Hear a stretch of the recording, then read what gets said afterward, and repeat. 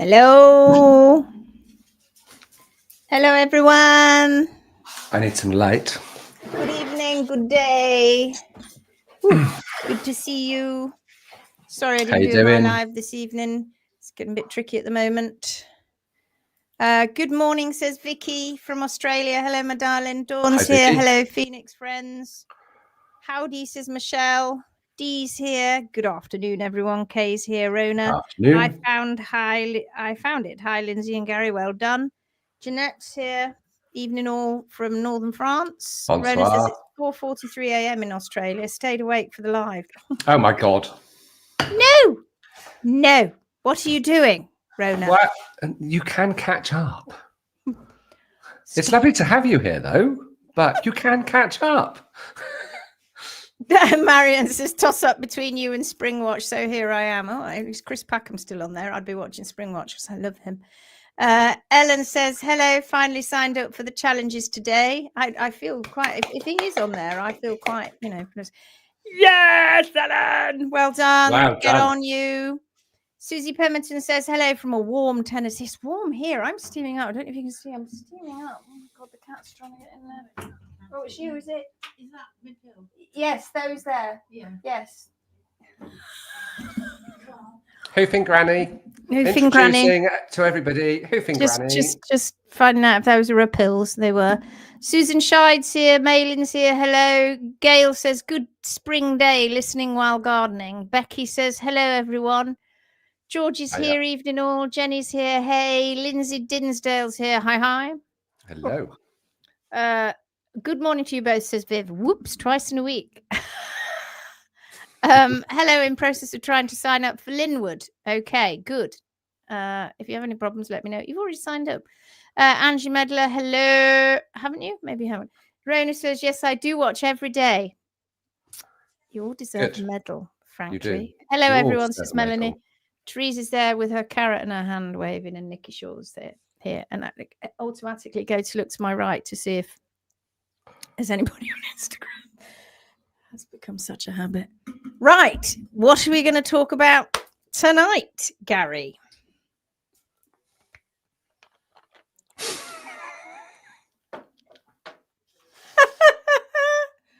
We've the myth of metabolic rotation. Oh yeah. When will it end? When will it end? When will it end? The myth of metabolic rotation, MMR. So, another abbreviation, because in actual fact, I find it really hard to say. Another abbreviation, MMR.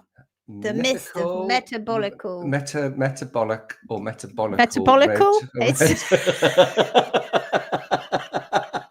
Sorry, we've not been drinking or anything. I'm on coffee. And I'm on water. The thing is, isn't it interesting?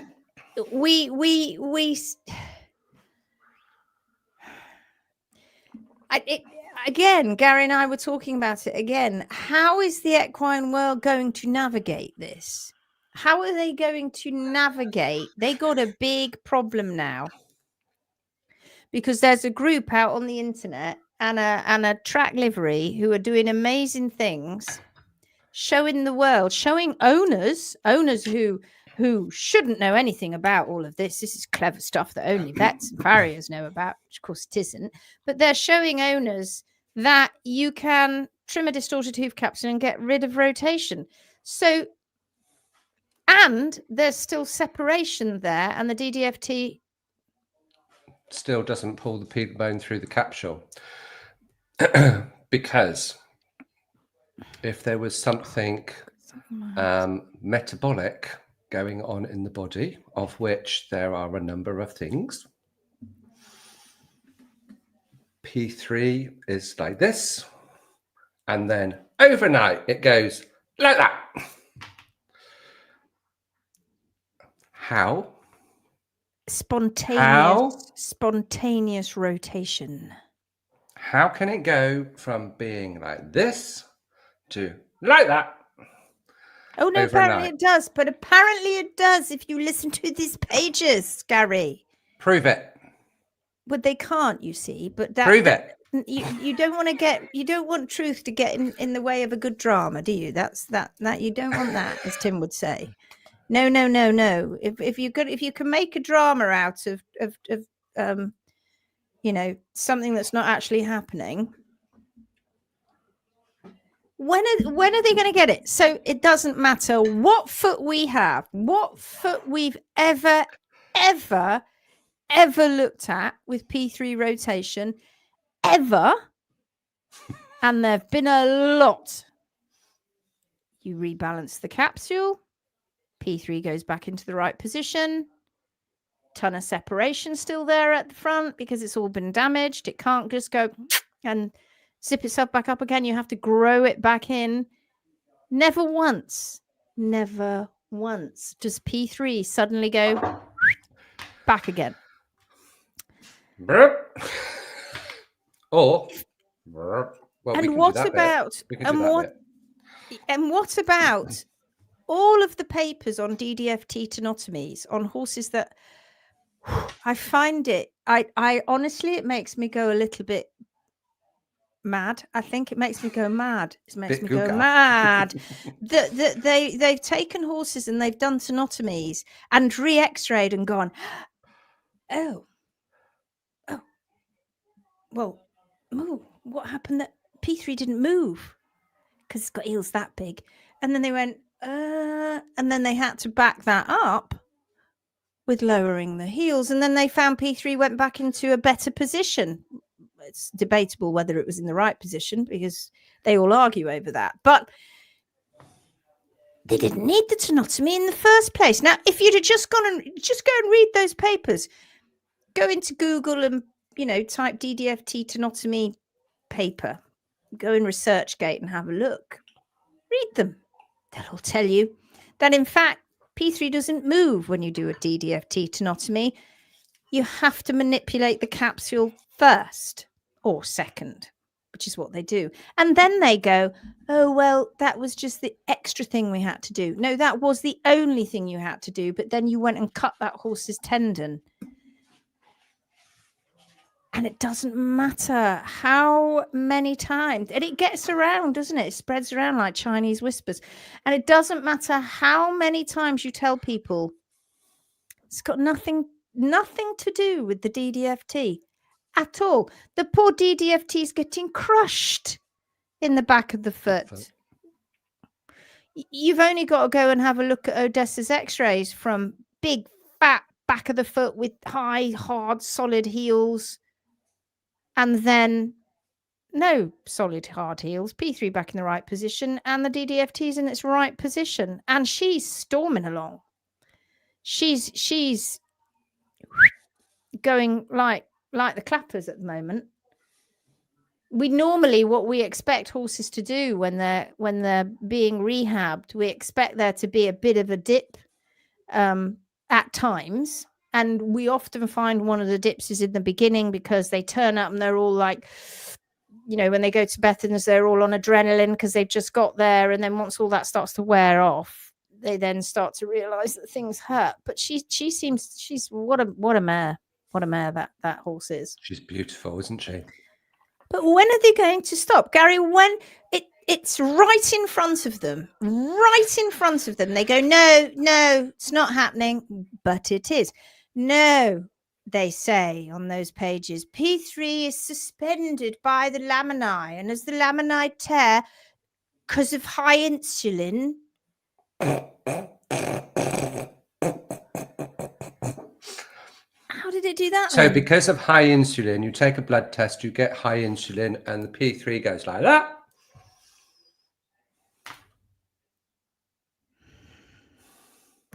When Pollitt came out and talked about, you see, the trouble is, guys, that x-rays have been done on horses' feet for as long as they've been able to. That's a long time. That's a lot of x-rays. They've seen lame horses, fat horses, horses that have been on grass, horses that have had problems. They've done blood tests. They've found that they've got this, and then they've looked at their feet and gone, oh. as they've seen P3 rotate. But because the veterinary schools never taught these vets what a natural foot actually looked like, when they x-ray these feet and they see high heels, you don't see them. They don't see the heels. And then some bright spark somewhere along the line went, oh, it's the DDFT is pulling it through the capsule. And then everybody went, oh, yes. Oh, my God, yes. Protect the DDFT. Keep the heels high, because we didn't put it there. I swear I am living in a parallel universe. I want to get hold of them and go, are you absolutely serious? You're not having me on that's what you believe, when we are proving to you all the time it's the hoof capsule constantly twisting. What is more likely? What is more likely? Apologies for being logical. What is more likely? You have a muscle at the top of the leg. The muscle can move. Attached to that muscle is a DDFT. That DDFT comes all the way down the back of the leg, and it attaches itself in the bottom of P3. So at the top, it has movement. Throughout the whole leg, it has movement. There would have to be some amazing amount of tension on that DDFT to be able to bring that P3 through the sole, through the frog, and actually through into the ground, because let's face it, horses spend 90% of their time on their feet. How can that happen? Okay, that's the first question. Or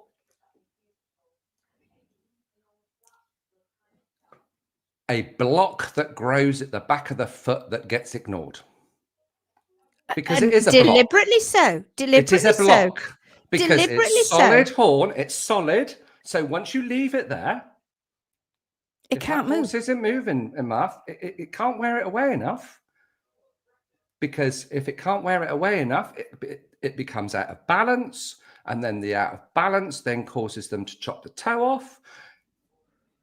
Then the heels get even higher. And then you think, oh, well, hold on a minute, but my horse is absolutely fine. Until one day, it's not. Well, that's called part of the coping mechanism. This is fairly natural.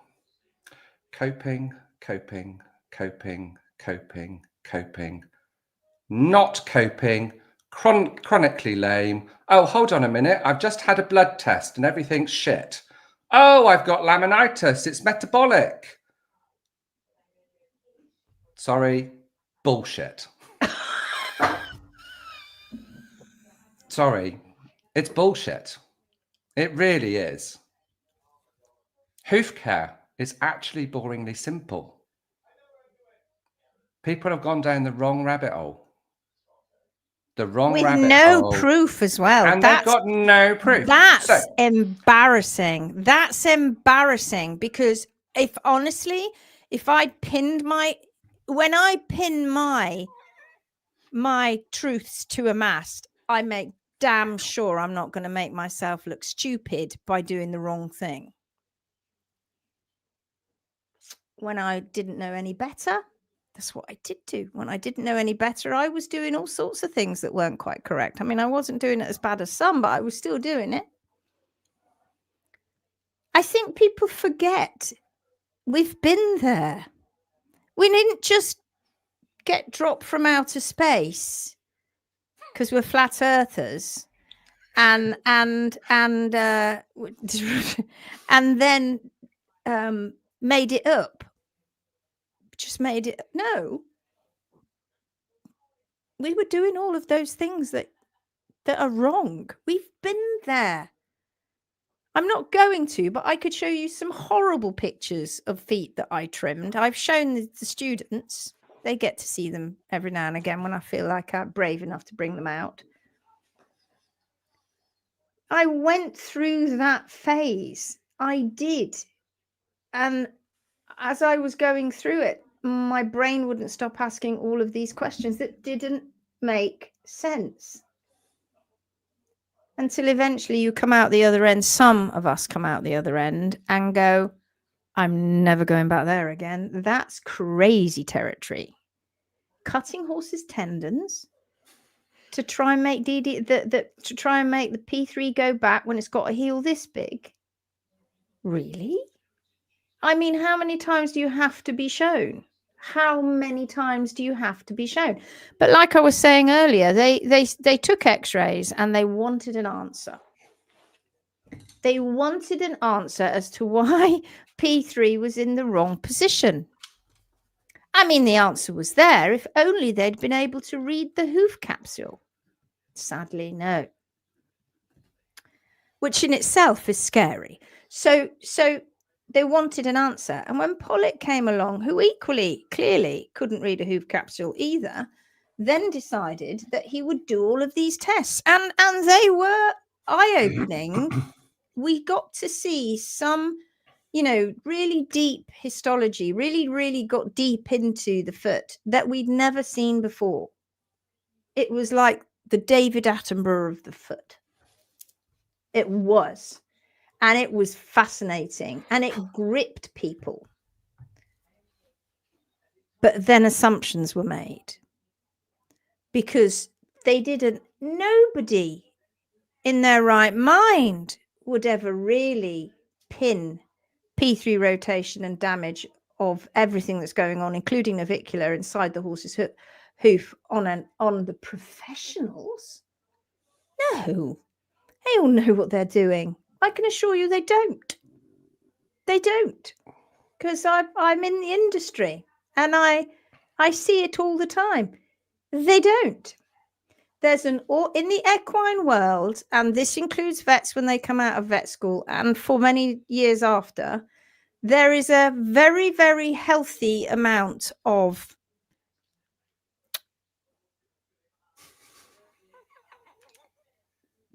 bullshit, basically. You turn up at an owner's place and you don't have the answers, but they're expecting you to have the answer. They're not going to know whether you know or not, frankly. I go back to that time when we were at Bex Nairn's clinic and the lovely girl, and she was a lovely girl, and we mustn't conflate very nice person with lack of knowledge. We mustn't do that. Sorry, we mustn't make it out that a very nice person has lots of knowledge. We need to understand that that's not necessarily so. It's also the same with credentials. They can have the best credentials on the world that sound like they're the biggest authority in the world. They can still get it wrong. And I mean that when she walked in, and the moment she walked in and she said, I'm a lameness expert, and Beth and Garry kind of went, oh God, no, please God, don't let this happen. No, we've come away for a lovely weekend. We just want to have fun. No, it's not going to be fun anymore now. And what came out of it was learning. I doubt, good on her because she was a good sport. But when she realized how little she knew, it's shocking. It's shocking. And it's not because we're having a go. I tell you, I have seen horses put to sleep when there's not been anything wrong with them, bar just needing a little bit of extra weight on them because they were poorly before, when vets had locked them away in stables and put hospital plates on them and they had rampant infection in their feet. I've seen it before my very eyes. I've seen a lot of horrible things, and to this day I continue to see it. And it all could go away in a big puff if everybody just went, oh, actually, you know what we should have done is actually read those papers properly and realized that nobody looked at the hoof capsule, nobody took sequential x-rays, nobody took sequential photos. Everybody just assumed that they were healthy feet. No, how do we know that? How do we know they didn't already have separation?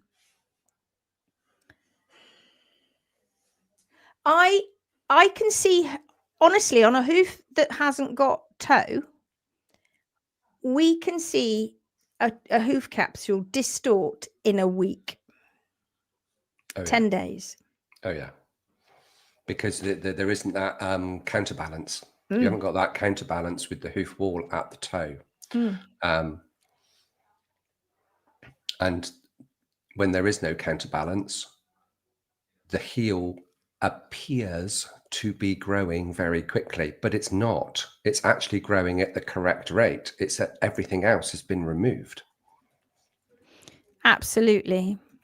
Because you don't see them come round very often, and because you do see it where, and there was something that I saw just this week, is where there was a circle in a hoof, and basically it was basically saying within this, on the outside of this circle, everything needed to be removed.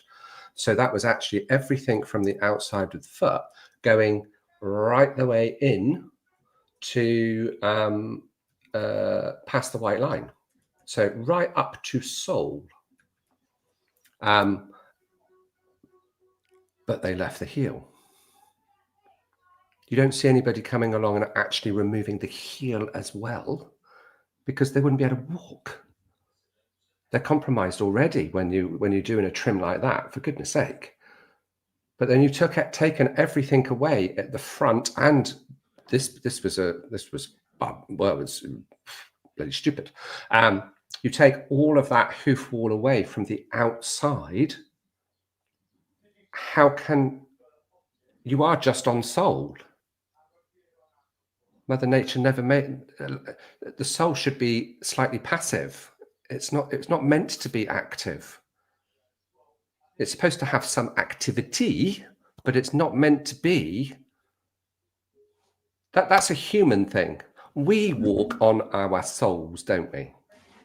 The soles of our feet, we walk on them. Horses don't. They have pillars of support, and they need their hoof wall, particularly the inner hoof wall, because that is nature's horseshoe. It really isn't rocket science. We've got hung up on symmetry. That's what people have got hung up on, because we started shoeing horses and now we actually shape the foot to look nice for the humans. Sod balance, whether that be mediolaterally or dorsopalmar, sod it. It's really not that difficult. If you get it wrong, it can get very hard to read the feet. Oh yeah, for sure. That's when you need a specialist. And unfortunately, most vets and most farriers aren't taught this. The books, the instructors, the professors, all of those people with lots of letters and all of that after their name prove to us that we're wrong. So we show you sequential x-rays. This is part of our research, which we don't get funding for. We fund this ourselves. it's not cheap. And it's not cheap. We are doing this for the equine world. We don't get sponsors. I'd say we don't want them. We don't want to be influenced. No. We certainly don't want to be influenced. We're definitely not selling our souls. We're certainly not. SOLES and SOULS. Yes. Play on words there. No way. If you start doing things like that, it goes out, soon goes out of your control. Yes, and that's not going to happen. No. So every case that we put up, and we would love to do more.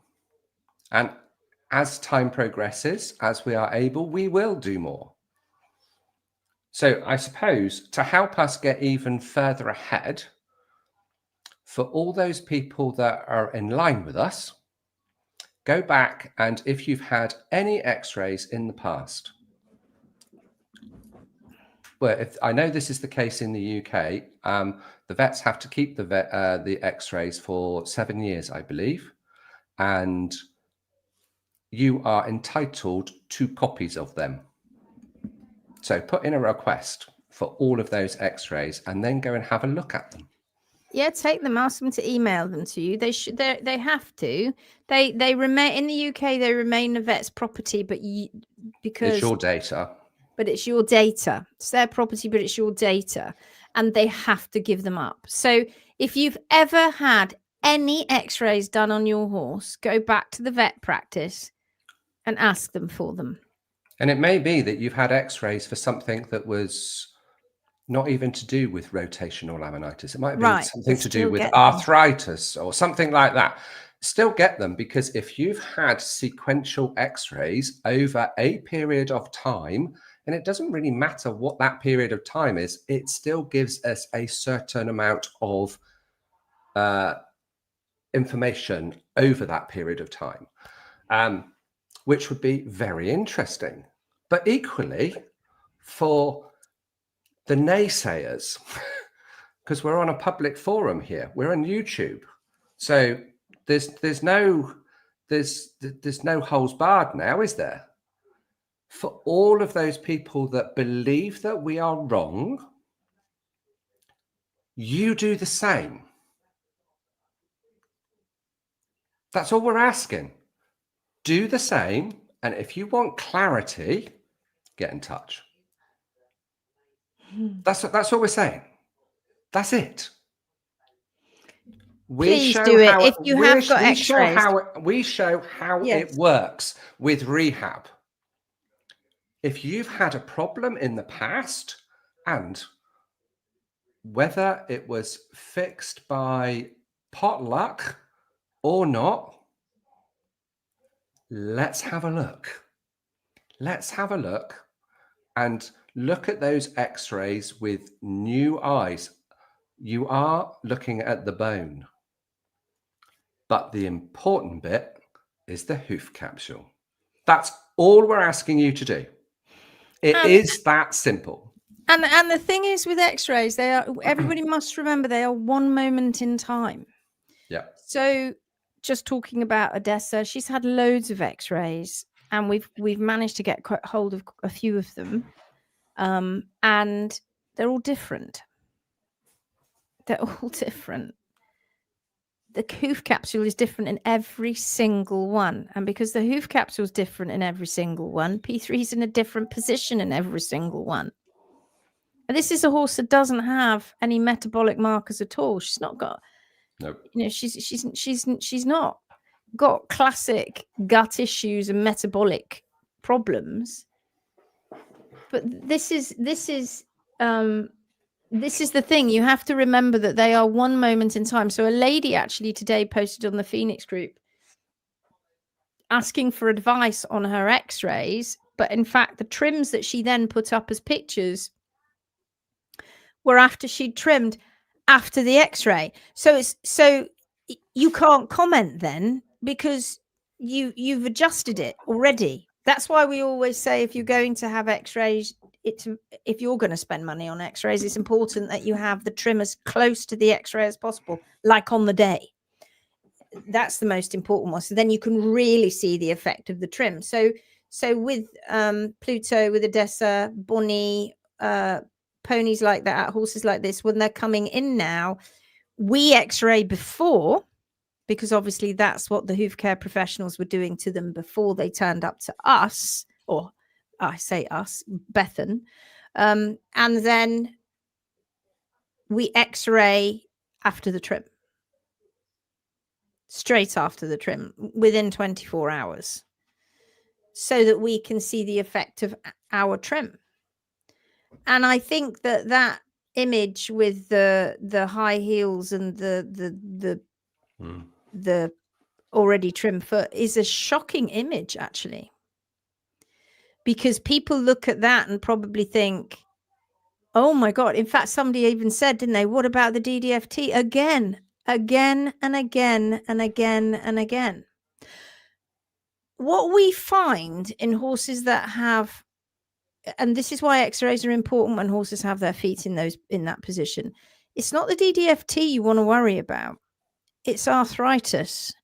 It's problems with the joints.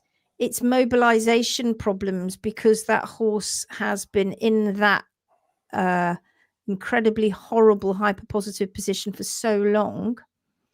Those are the things that you need to know about. And I, hand on heart, I never want to do a realignment ever without having a look at x-rays, because we don't need it to find how much we've got to take off. We know that because we know how to read the foot. But it's important to see the state of the coffin joint, the pastern joint. It's important to see the state of P3. We've said this a lot, haven't we? We've told you this a lot. It's important to see what's going on in there, because that will give you an indication of how well that animal will cope with it. And I have to tell you that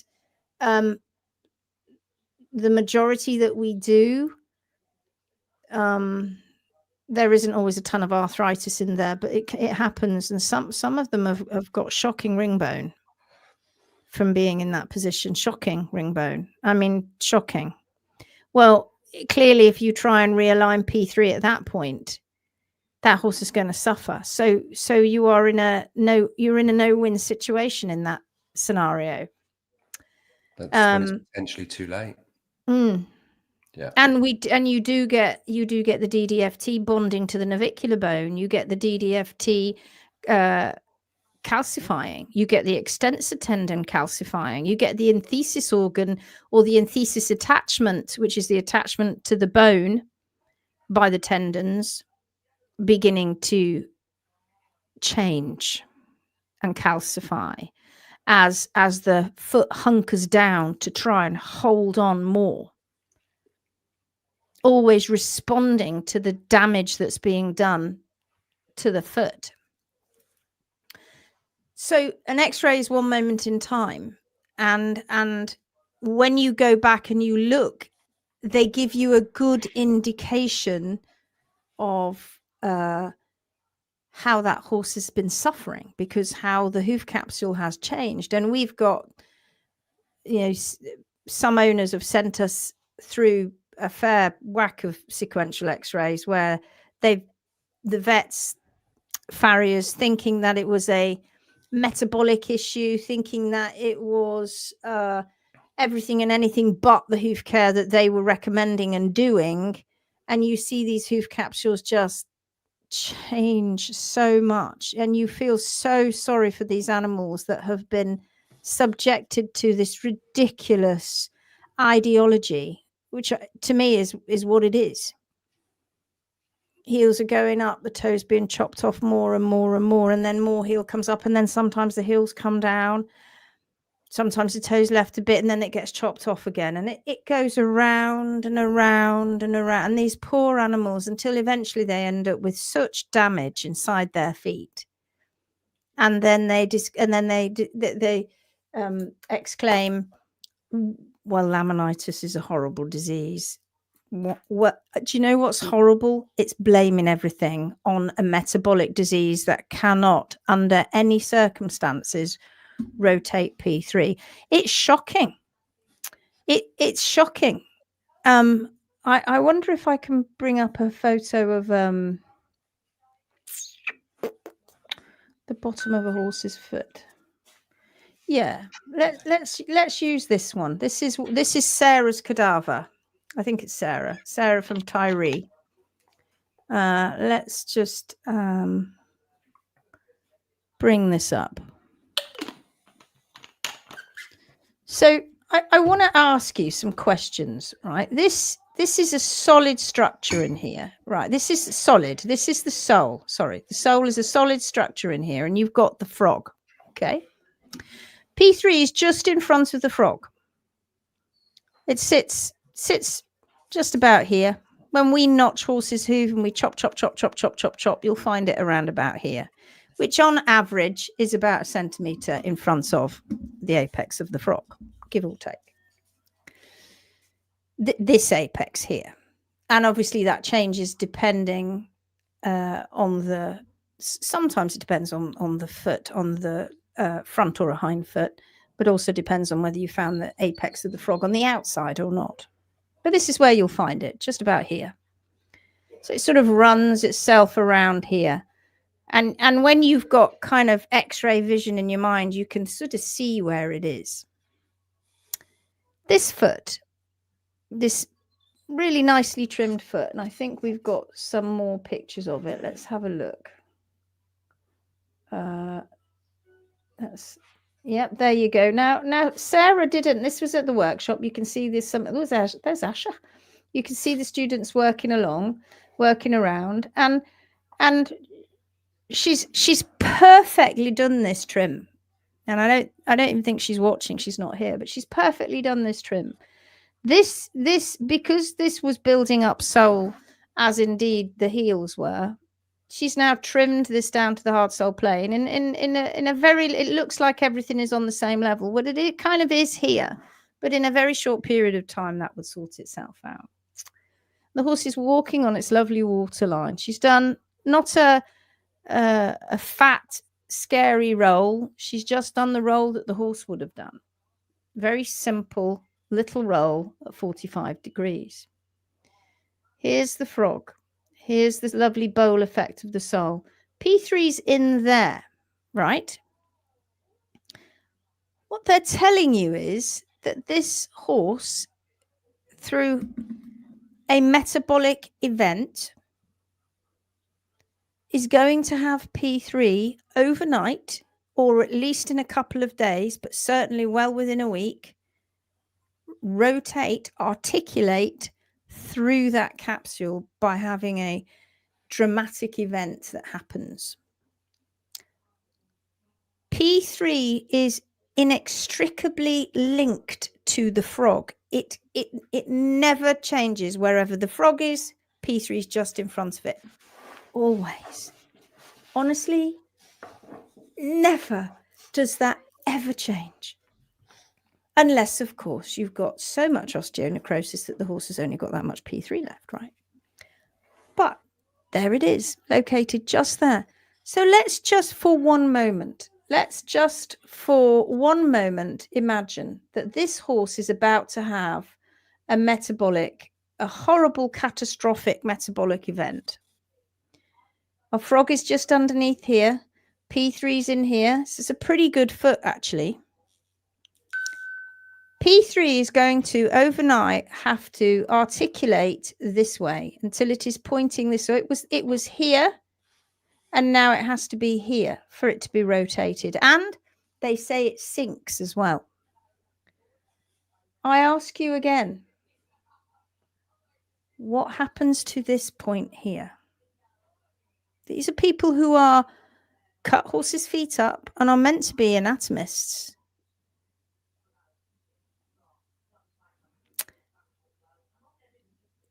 If P3 moves, because it has to move from this point here, obviously it's not there anymore because it's now rotated. It has gone further back in the capsule. Where did this go? Did that go through with it? Did that pull back with it? This is solid. This is all attached. This cannot move. The only way that you can put P3 visually in the incorrect position in a hoof capsule is by allowing these heels to get longer, e.g. underrun. And I read somewhere today that, again, more misinformation, that a heel that is a low heel brought back is the underrun heel. No. An underrun heel is when it runs under the hoof because it is too long and shortens the surface area. So where does it go? Where does it go? You tell me. That will stay put. So is P3 whistling back the other side of the frog? No, it can't. It's stuck. They're stuck together. They can't. And above all else, even if you still believe in the SADP theory, which what should we call that? We should call it some anatomist's dubious proposal. I don't know, something like that. That's what we'll call our SADP theory. Some anatomist's dubious proposal. If you, I mean, what the hell? I swear to God, and I like, okay, so you're telling me this hoof can have a catastrophic event, and P3 will and the frog will just suddenly break out of the sole and whistle backwards. It's utter nonsense. It's nonsense. And I am There's nowhere for it to go. Utterly shocked. There's nowhere for it to go. Utterly shocked. If you look at this is Pluto, right? No, in fact, actually, no, let's look at this one. Trim into the HSP. This doesn't change, right? Where P3 is in relation to the frog, it doesn't change. What changes is these heels. They get longer. They become more underrun. Immediately, this is happening, right? This isn't changing by the frog, but that surface area there between the tip of the frog and the heel, the tip of the frog or the tip of P3 and the heels is shortening because the heels are underrunning. So at that point then, if you then go and do something crazy with the dorsopalmar balance and take the toe off, you have now got a situation as the heels go up. P3's doing this. It creates such distortion in the foot that the laminae physically, manually get torn. The horse is in pain. The horse starts off just being a little bit footy. Gradually it gets, stick them in shoes. That seems to have fixed the problem. Then they start to get worse again. And before you know it, they x-ray the foot and they find P3 back here and what looks like a perfect foot with an HPA, a hoof pastern axis in line. But the surface area that horse is walking on is like that instead of like that, which you can see on these photos. So you can see that this is the heel. And in the trimmed foot, it's back here. This is the heel. So this person was calling this underrun and that normal. No. No. This is underrun, obviously, because it's running under the foot. This is normal for this horse. This is the normal, good, solid base for this horse to walk on. This isn't causing them damage. It's not making them sore. It's not causing any issue. You've not taken the heel back too far. For goodness sake, people, the world doesn't seem to care less about chopping the hell out of the front of the foot, but somehow with the back of the foot, they're terrified, bizarrely. So here we have this situation. So this is Pluto. Now he's going to grow out. This is going to grow out. It's going to look crazy long as he grows out as he grows in his new capsule, which is now can grow connected to P3 because P3 is in the right position again. In this capsule, if you didn't look at the bottom, if you just looked at the top, a vet came and x-rayed that and couldn't understand why P3 was rotated inside and blamed it all on metabolic issues, although he didn't really have any metabolic issues, and stuck him in a stable for months. And this is the thing that happens to horses all the time because he couldn't see that in there. He couldn't see these feet in there because he believed the DDFT had pulled P3 through the capsule, because in isolation, when this vet went and looked at this foot, and to a certain extent, obviously, it seems the farriers or the trimmers, but in this case, obviously a farrier, that looked normal to them. But this had hugely underrun, shortening this surface area, and they'd been taking the toe back. Now, as it happens, it could have been worse if they'd taken more toe off this horse. It would have been even worse. But as it was bad enough that he was pretty lame for months and months and months. They couldn't see that. Now, the frog in relation to the tip of P3 hasn't changed. What has changed is the heels have come back, which has enabled the plane that this foot is standing on, this plane, it's changed, and the foot is now sitting on a different plane. This plane. Look at the coronary band. It's not just a process of it's not just shortening the hoof capsule and taking the heel back. This is a very specific way that you have to do it, which reorientates the plane. P3 and the frog are still where they need to be. But when you reorient the plane, the articulation of P3 in the coffin joint goes back to where it should be. In one trim. And I think this was tweaked even more after this, because I think when she took this photograph, he was still standing on his frog at that point, which had to be tweaked because it obviously was overgrown. Until we get the world looking at these feet and realizing that they are an abomination for horse kind, we're never going to change this, because they will look at a foot like that, x-ray it, and think it's fine. And it's actually P3, that's the lamina's given way, P3 is rotated. They don't see that as a distorted hoof capsule. We look at it and go, holy God. They don't see it as a distorted hoof capsule. It's a shocker. And until they begin to see that, we are going to have these problems over and over again. Let's just let's go back to this. This is Pluto again. Which bit do I blow up? This bit. I forgot what I was doing then. So let's just go back up here. This is the foot that we've just been looking at. This is what he came with. This is what we had him x-rayed, and he came with this. So he's x-rayed on the Thursday and he turned up on the Sunday.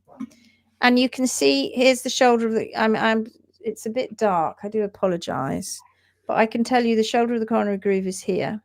This is the coronary groove, and his hoof wall goes out like this. So it's widening here. So P3 is far more hyperpositive than it should be. So he's walking around on the tip here. It doesn't matter what shoe you use, whether you use a clog or a cast or a heart bar shoe, you can put a magical unicorn shoe on the bottom of that foot and nothing will happen to P3. It will remain in that position until the distortion has been changed, re-altered, rebalanced. And what's worse even is that we're seeing these super hyper proud nails. So when this horse puts his foot down in a place that's meant to be passive, it walks on these too. All of this vibrates these nails, which causes more agony for the horse on every single footstep. This isn't us making it up. This is an obvious reality for this animal. But look at the darn heels. At what point were they going to look at that and go, my word, that's a lot of heel there, sir? Why didn't the vet turn around to the farrier and go, flipping it, pal? What are you doing? You're leaving so much heel on that horse's foot. You're distorting the hoof capsule. For God's sake, get the heels back. But they didn't see it. They didn't see it. Months and months and months, Pluto was like that. Bleating on about protecting the DDFT, this tendon coming back here, which is being crushed, incidentally, all the while as more of his pedal bone begins to deteriorate.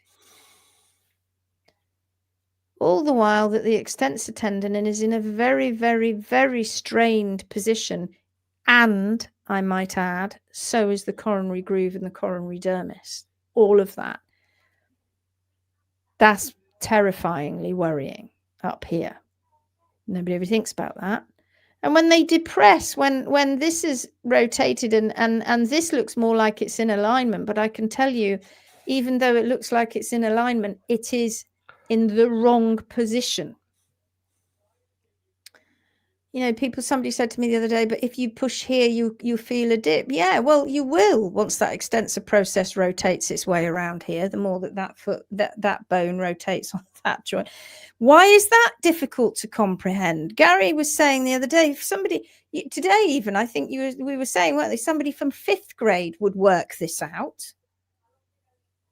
If you showed them bones and you articulated it and you got a capsule and you popped it on, they'd be like, oh yeah. Months and months and months and months. And then, boom, look at the difference. Look at the Palmer processes. It's a better image now. He's still got separation there. Now, according to the big wide world out there, that is not possible. That bone being in that position is impossible when you've got a DDFT attached to it and you've got that amount of separation. It's failed. The laminar connection has failed. P3 cannot stay there. DDFT is going to pull it through the capsule, except it can't, because the frog's down here, nice and solid in its soul, all growing out of here. It ain't going anywhere. No, it can't. It can't. It can only start to change as this goes up, this goes up.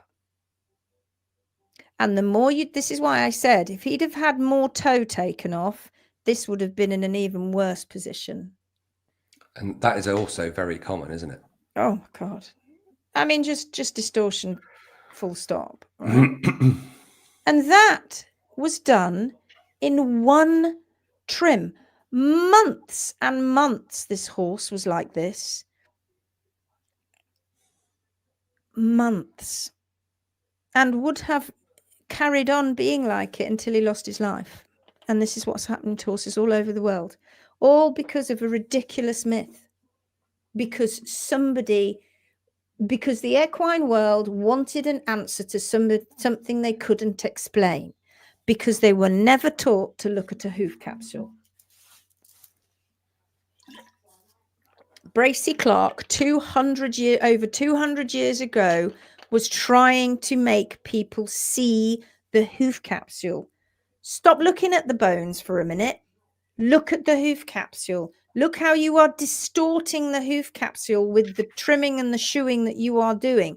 And the end result is P3, the bones, being in the wrong position. Is this perfect? No, because we've still got a lot of foot to grow out. He's not got toe on the ground here. Like I said, they took some off, but they didn't take all of it off. So he should have toe down here, which would be a brilliant counterbalance to those heels, but he hasn't. And so what will happen is those heels need to be kept in check, because I tell you, he could go straight back to that. Couple of months, boom, he could be straight back into that position. Easy. We can take him to there, and we can take him back to there. It's just hoof care. It got nothing to do with anything else. It's just hoof care. And him being in this position is what caused this issue here.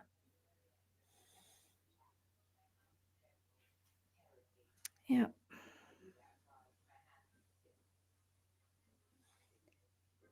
I am stunned. Stunned. I haven't got anything else to show you, I don't think. Oh, that's just the other foot. We got some really good comments. Have we got? Should we go through them? Yeah.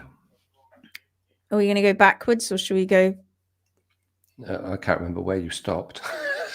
That's why I said it. The carrot.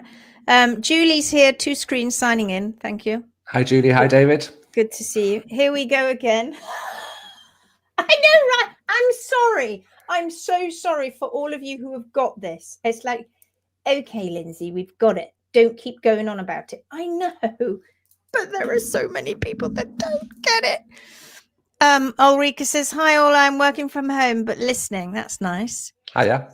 I bet you're not doing much work. Sandra says, hello, everyone from Czech. Tara says, I love how much you're wearing your new T-shirt, Garry. Oh, it's nice, isn't it? I love my shirt. It needs a wash now. Vivian says, hello, everyone from Germany. Hi, Vivian. What is firing? Are you talking about tendon firing, that they scar tendons deliberately? Like pin firing, yeah. Yeah, at the back of the leg, front legs on racehorses.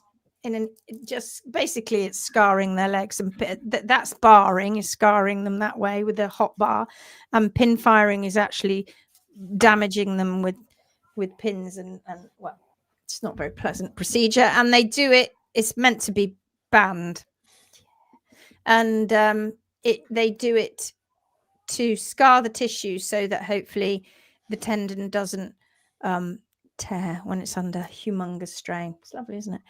Don't get me onto that. Don't get me onto the things that have come into the equine world because of racing. Are the vets that Bethany's getting to X-rays seeing what she is doing and realizing what needs to be done? Yes, but they are watching.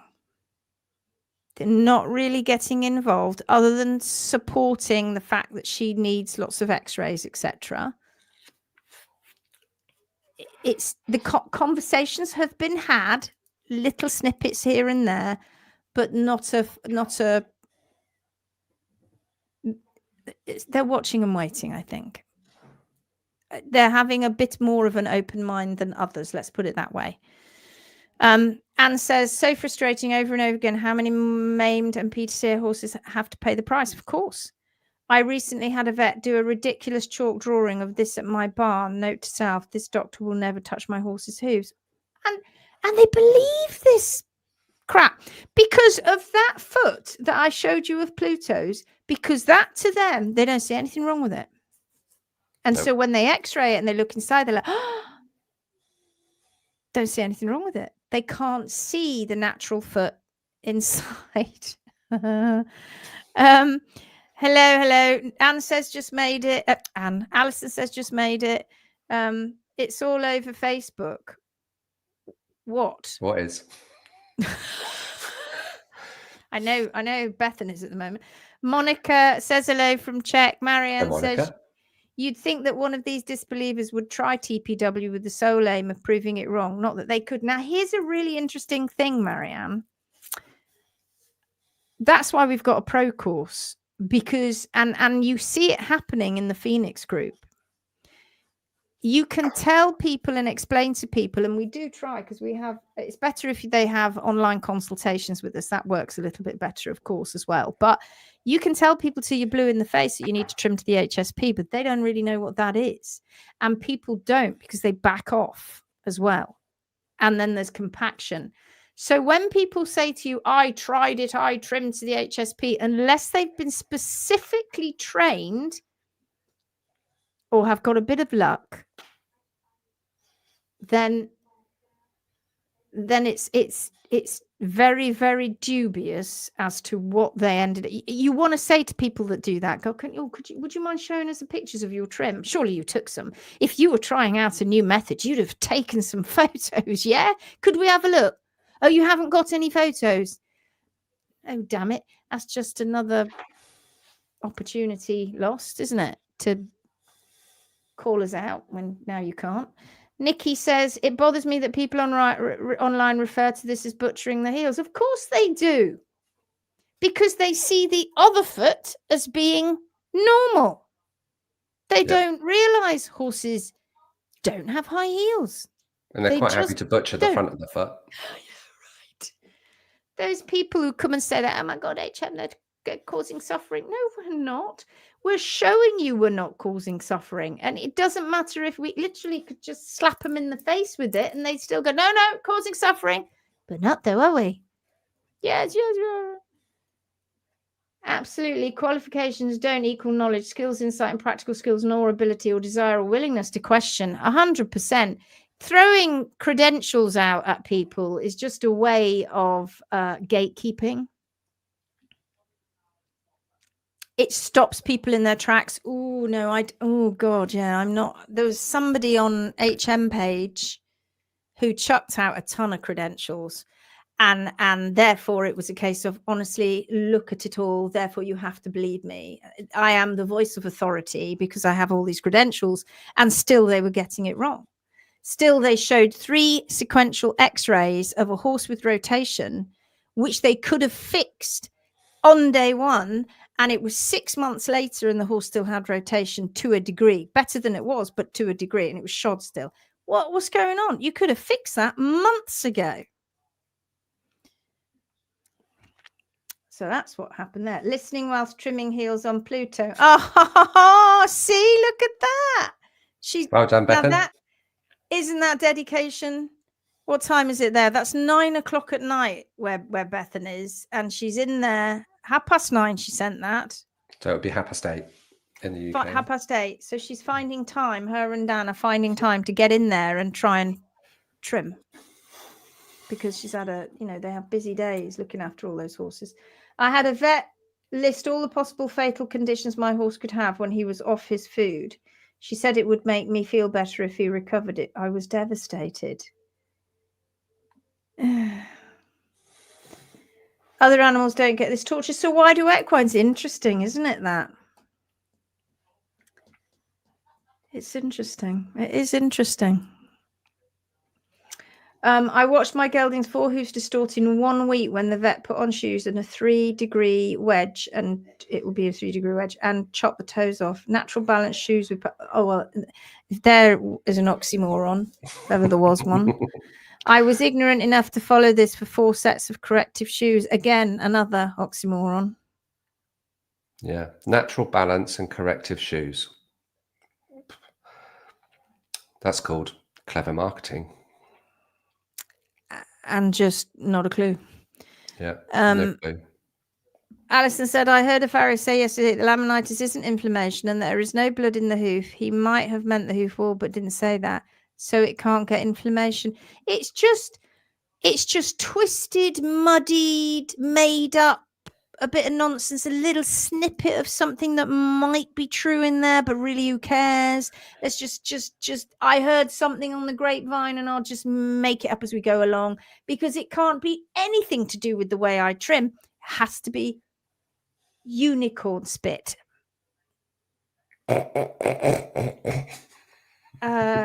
I now know from my notes in all my old books the lumpy bumps and compaction I did not understand from the horrific bars was the cause of his footiness.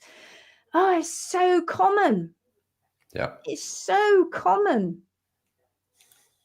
When I started trimming, I was always quite particular with the bars, and when Garry was learning, it was particularly bars. So we didn't tend to have those problems. And we would be like, oh, horses are going footy, but no, ours aren't going footy. And then you'd go and have a look, and you'd be thinking, oh, there's a lot of bar to take off. It took me a while in the early days to understand that those could be, I mean, it's common sense, right?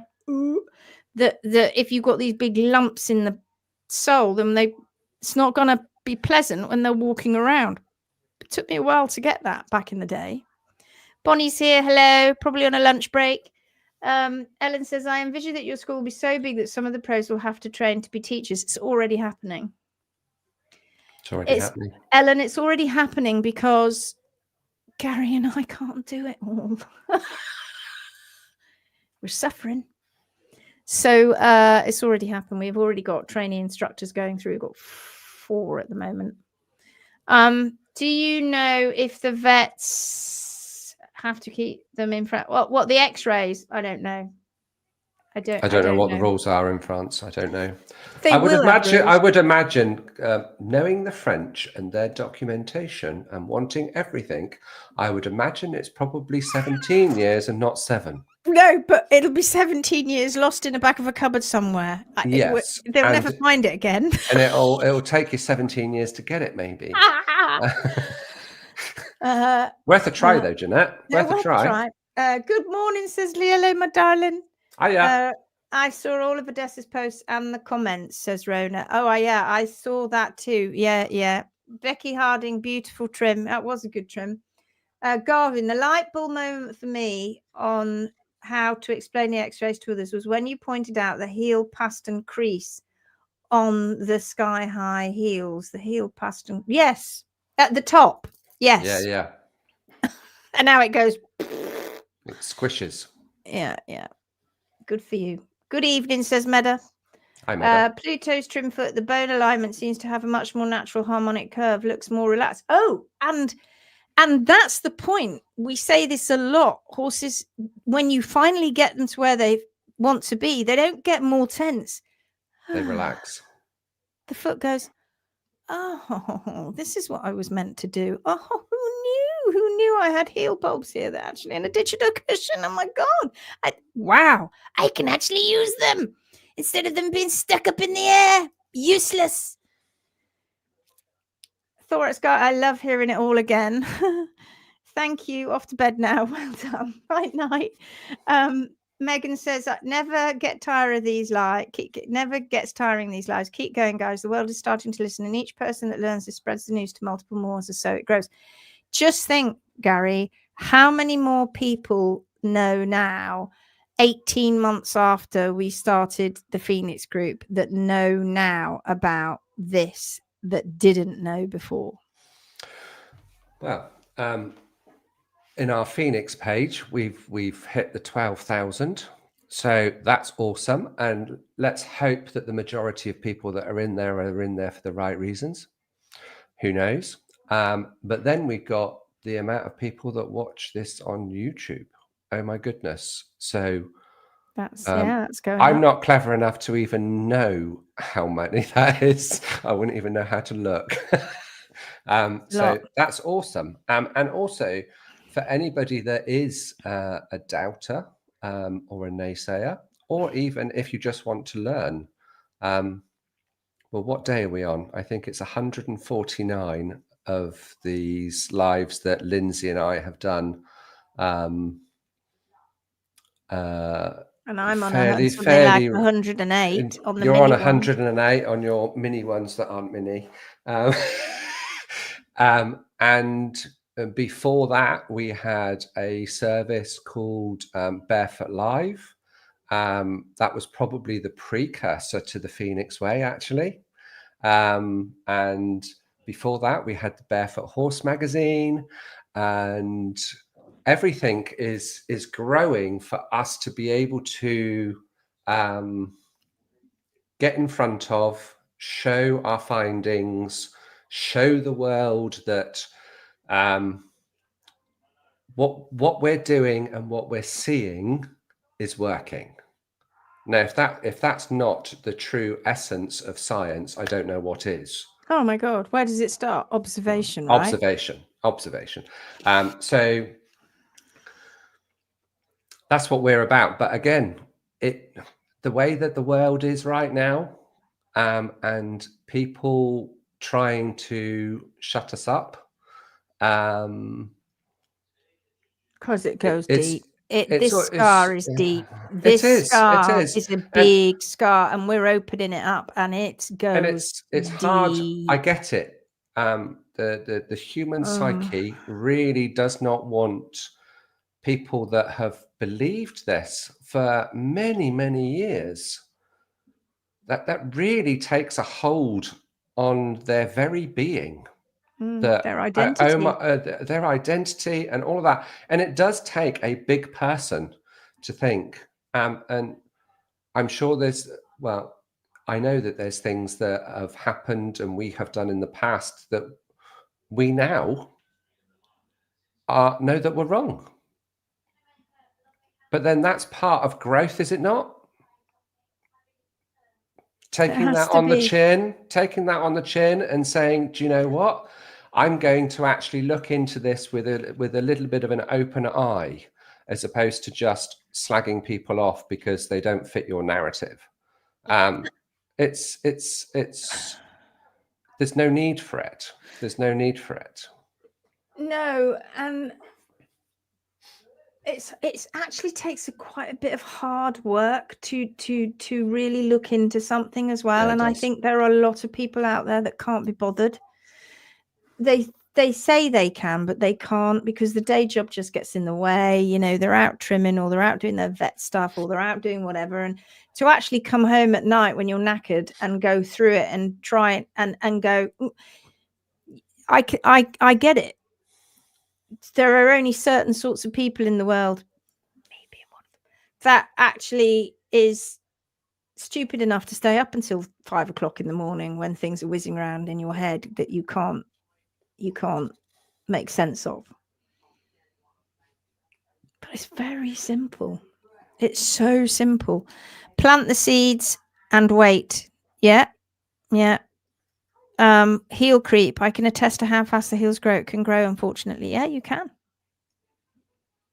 And not only do they they grow, but you think, the thing is, people think that a balanced foot should stay, P3 should stay like this, and it should just sort of grow like that, and that's all the changes you're making, right? But that's not what happens when you haven't got toe here. What happens is the heels do this, right? Now P3 is here, but the plane has been changing all the time. Yep. When you haven't got toe wall on the ground and you can't maintain balance, you've got to keep on top of those heels. As you found out, Catherine. I hope Woodstock is saying okay. Heel creep is insidious. It's awful. And toe chopping has got to be one of the worst things anyone can do to a horse's foot. Well, no, there's a load of things, aren't there? Heels is bad enough too, but to chop the toe, to disrupt those beautiful, harmonious growth rates that the horse has had since the day it was born, before the day it was born, when it was in the womb, and it had no pressure on the feet, and everything was growing, and it was like it was in space, floating around, and it was growing all beautiful. And then it comes out and it has to start walking, and then half of them are stuck in a stable, so they can't walk, and then the feet start to get distorted, and then people don't understand what's going on, and this foot's growing and growing quickly because the animal's growing quickly.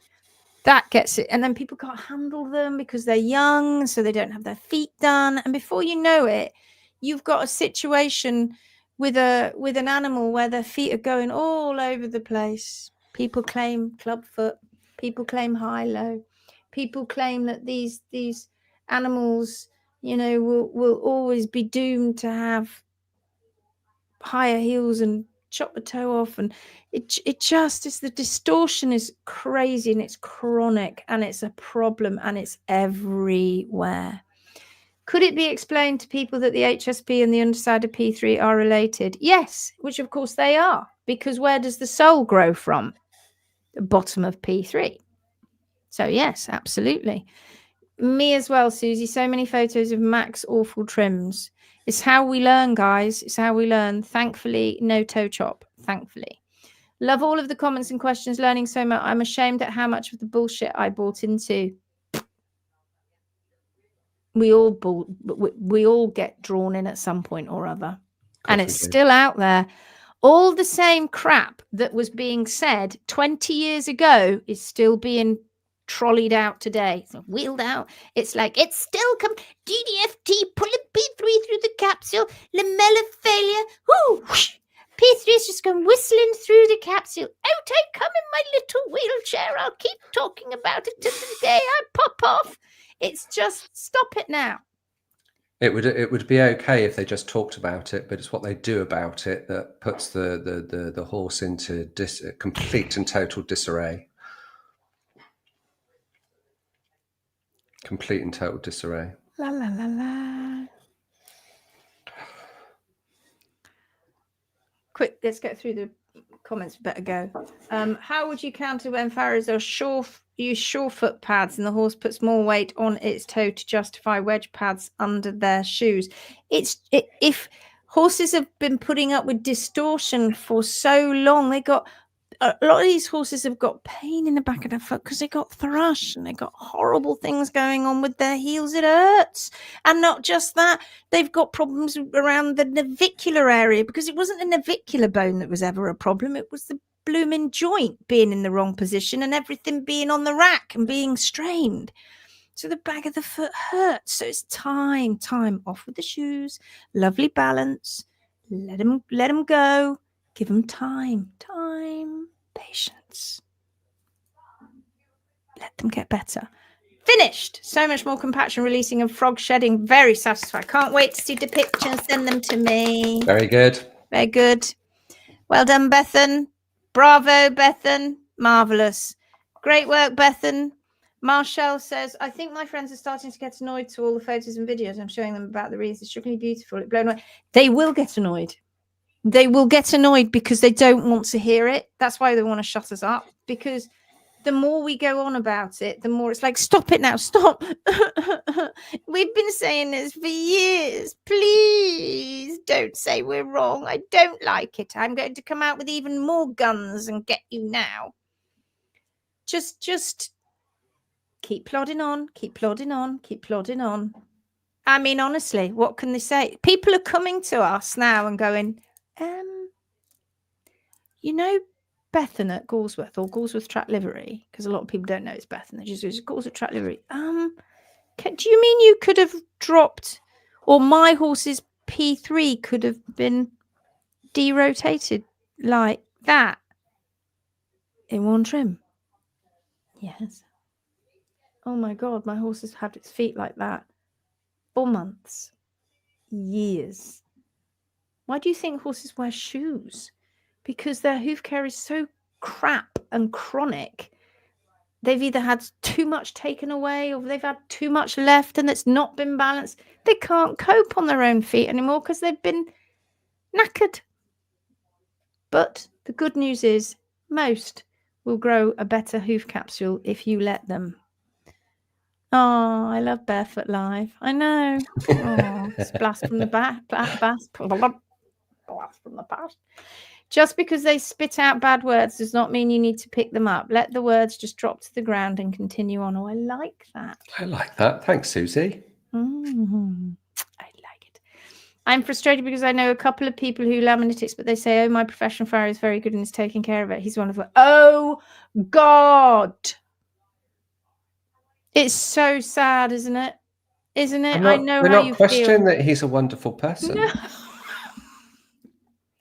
Look, I'm a horrible person and I get it right. There's a lot of people out there that would actually agree with you. I know. Well, for part of that, anyway. I've never met you. Never ever met me. Yeah. It is amazing. I read stuff written on posts and comments. I shouldn't read them, but people send them to me oftentimes about me. And I think, well, I didn't know that about myself. I didn't know I was like that. I've never met that person before in my life, and apparently, you know, I'm this, that, and the other. Fascinating. I've decided to share all the GTL posts about Odessa to bore my Facebook friends with their read. But if just one of them starts to question traditional farrier, they will. Oh, when people question it is when things go wrong, and I can tell you, they go wrong a lot. So there'll be a lot of people questioning them. I tell you, there's more that go wrong than don't. Yeah. So they'll come eventually, because they will. It just nothing is rosy forever. Let me tell you that. Well, unless you're doing it right, of course. The explanation makes loads of sense. Thank you. Nikki says, wait, what is Barefoot Live? It doesn't exist. It's in the past. It's in the past. Unexistent. However, there are a number of interviews within the 2-year program that we use for as additional lessons to back up what we do. We've got a lot of content. Oh God, we do.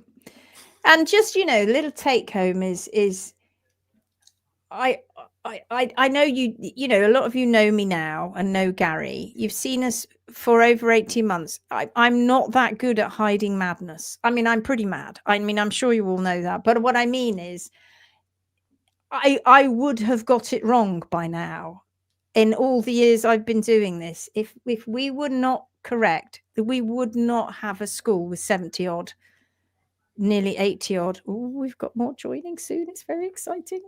July. So excited. July. Ooh, here they come. We've got our little group now. We got some coming out the other end, new lot coming in. Yeah. Fantastic. Yeah, we got more people from Sweden. That's exciting. Yep. Where else have we got? UK, Sweden. I can't think for a moment. I can't remember. But yeah, it's very exciting. Australia. Oh, Australia. Two from Australia. That's right. 2 from Australia. 2 from New Zealand, North Island. 2 from Sweden. 6. 2 from the UK. Might be 3. I know there's 9 of them. Oh, it's so exciting. I can't believe how rude and vulgar people are being about you and your work. It proves just hitting a nerve. I know, and I know that we are pokey, but if we just were terribly polite, I can't be anyway. I'm sorry, I can't anymore because, and I mean, I don't want to be rude to anybody specifically, although they are specifically rude about me. Very much so. Gary gets they don't touch me very much. They leave him alone. They leave me alone. Yeah. It's just me. They hate me. It's awful. So I go to bed every night with that hate. But then I just go to bed with a lot of love as well. And the love well outweighs the hate. So keep on hating. I don't care. We're saving horses that you Yep. want. So up your bum.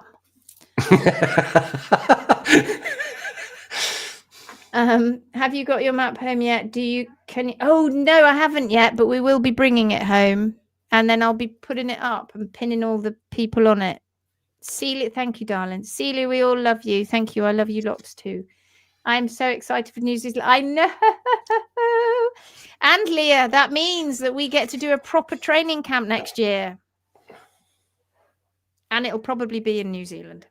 So that's very exciting. Thanks for being pretty mad. Okay, so Gary's got something for you. On that note, I think it's my turn to be. Are you pressing that button? Stop pressing that button. Well, you were pressing it. I was pressing it. I've got a little something for you, just to sign off this mammoth live. I've just seen it's 1 hour and 21 minutes. No wonder my stomach's rumbling. Right, hold fire. I haven't heard this. You are not allowed to make any noise. If you're going to make any noise as I'm going through it, you've got to mute yourself because it will put me off. How long is it? It's not long. It's not long.